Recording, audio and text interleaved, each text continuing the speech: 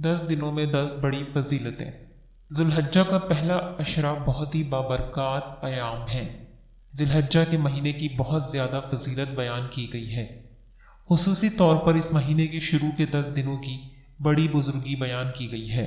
مختصراً طور پر ملاحظہ فرمائیے، ان دنوں کی عزت کرنے والے کو اللہ تعالی درج ذیل 10 نعمتوں سے نوازتا ہے۔ نمبر 1، عمر میں برکت اور صحت فرماتا ہے۔ نمبر 2، مال میں زیادتی عطا کر کے حوصلہ افزائی فرماتا ہے۔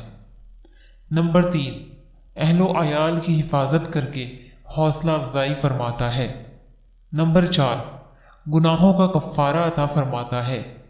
نمبر 5، اس شخص کی نیکیوں میں اضافہ کر دیتا ہے اور گناہ معاف فرما دیتا ہے۔ نمبر 6، نزاع کے وقت سختی میں آسانی پیدا کرتا ہے۔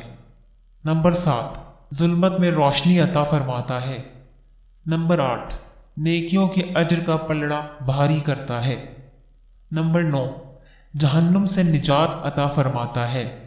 نمبر 10، جنت کے درجات میں بلندی عطا فرماتا ہے۔ اس کے علاوہ اگر کسی نے اس عشرے میں کسی مسکین کو کھانا کھلایا یا خیرات دی تو گویا اس نے پیغمبروں کی سنت پر عمل کیا۔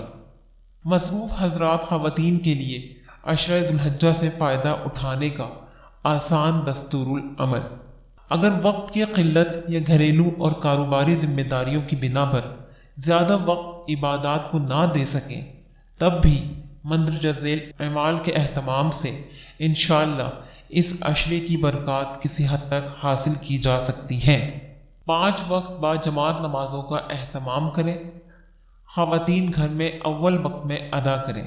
ہر قسم کے گناہوں سے بچنے کا خصوصی اہتمام کریں، ورنہ محنت کے باوجود عبادات کا نور اور حقیقی نفع حاصل نہیں ہوگا۔ بالخصوص اپنی نظروں اور زبان کی حفاظت کریں۔ ذوالحجہ کا چاند دیکھنے سے لے کر قربانی کرنے تک اپنے جسم کے بال اور ناخن نہ تراشیں، یہ مستحب عمل ہے۔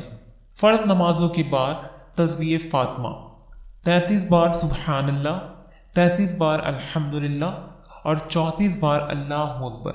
کم از کم یوم عرفہ یعنی 9 ذوالحجہ کا روزہ، ورنہ اس عشرے میں جتنے روزے رکھ سکیں اتنا بہتر ہے۔ چلتے پھرتے زیادہ سے زیادہ اللہ اکبر اللہ اکبر، لا الہ الا اللہ واللہ اکبر، اللہ اکبر وللہ الحمد کا ورد۔ چلتے پھرتے زیادہ سے زیادہ تیسرے کلمے کا ورد، سبحان اللہ والحمد للہ ولا الہ الا اللہ واللہ اکبر۔ چلتے پھرتے درود شریف کا ورد، کم از کم 10 سے 15 منٹ روزانہ ترتیب سے تلاوت قرآن کا اہتمام۔ نماز مغرب میں 3 فرض، 2 سنت اور 2 نفل کے بعد 2 نفل مزید نماز۔ نماز عشاء میں 4 فرض، 2 سنت کے بعد وتر سے پہلے 2 یا 4 رکعات تہجد کی نیت سے ادا کر لیں، اس کے بعد وتر ادا کر لیں۔ اگر رات میں توفیق ہو جائے تو مزید رکعات تہجد ادا کر لیں، لیکن عشاء کے ساتھ ادا کرنے سے کم از کم تہجد سے محرومی نہیں ہوگی۔ حسب استطاعت صدقہ و خیرات۔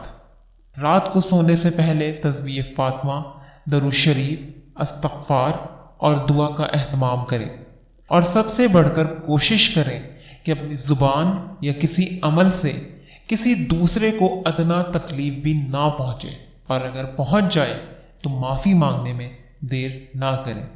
یاد رکھیں، اللہ کے بندوں کو تکلیف پہنچا کر اللہ کی رضا کا حصول ناممکن ہے۔ اللہ تعالی ہم سب کو عمل کی توفیق عطا فرمائے، آمین یا رب العالمین۔ اس پیغام کو اپنے دوست احباب تک پہنچا کر صدقہ جاریہ میں شامل ہو جائیں۔